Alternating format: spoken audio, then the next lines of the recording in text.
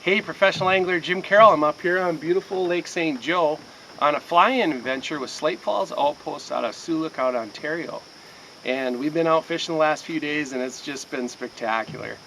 One of the things that we decided as a group is we weren't going to bring up any live bait. Live bait's expensive to get up here in Canada, and of course you have to transport it and keep it alive. And with lakes like these with unpressured walleyes and pike, you really don't need live bait. And so we brought up a wide range of things, and I just wanted to mention a few things that worked really well for me. When I was vertically jigging, I would use this power bait accent, the flat nose minnow or the flat nose jerk shad.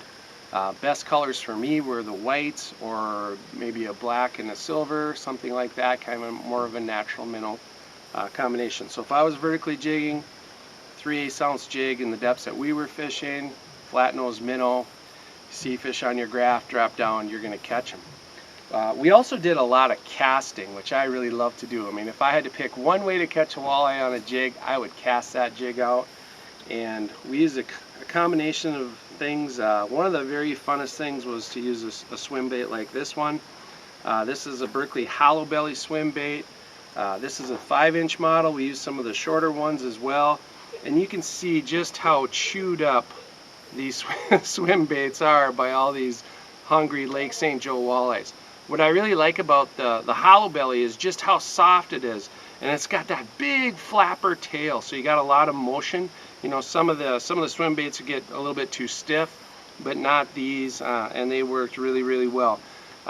Coupled these with, say, anywhere from a 1/2 ounce to a 5/8 and sometimes even a 3/4 ounce jig head when we were trying to target walleyes that were out, say, in close to 30 feet of water. Long casts and working them back, and we just caught a ton of fish on these.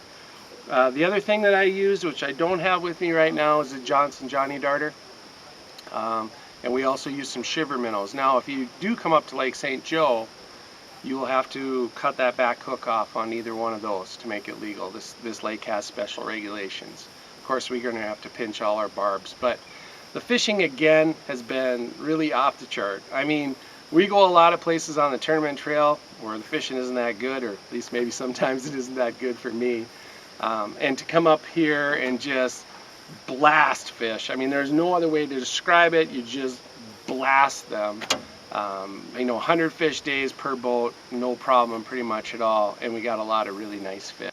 So when you come up on one of these Canadian flying adventures, or maybe just one of those that you have to take a lot of gravel to get into, leave the live bait at home, try these baits, you'll catch a lot of fish.